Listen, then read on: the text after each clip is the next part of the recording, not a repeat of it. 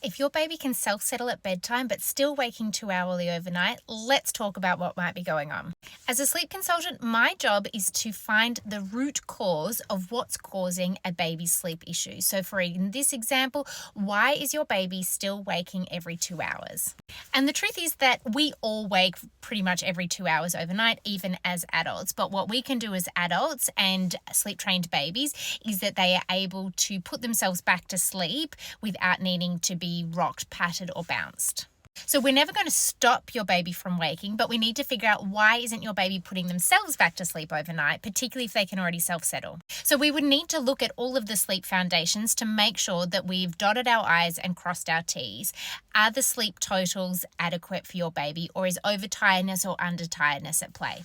Is there any genuine hunger because maybe feeds are a bit snacky and not so great during the day? But most of the time, it then comes down to habit and consistency. So the fact that your baby can self-settle at bedtime is half the battle won. Now you need to use that same technique that you taught your baby to self-settle at bedtime and apply it to all of those 2 hourly overnight wakings unless it's an age-appropriate feed. So for example, if I was working with a 5-month-old baby, I would be scheduling in 2 4-hourly feeds overnight to begin with, particularly if they've been fed back to sleep every 2 hours. So that's going to sit probably somewhere around 11:30 and then 2:30 or 3:30 in the morning.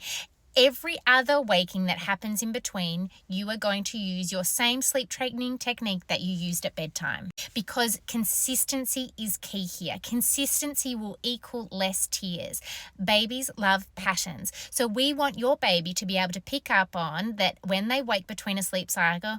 Oh, this is what happens. I have this sleep training technique and I put myself back to sleep. And it should start to feel pretty familiar pretty quickly because we know your baby's already got the skill from bedtime. So have a look at what's happening at each of these 2 hourly wakings and see if there is a way that maybe there's any element of confusion. Sometimes I work with families where they self-settle at bedtime, but when they wake up 2 hours later, sometimes they get a feed, or sometimes they get rocked, or sometimes they get patted, or sometimes dad goes in and does a song.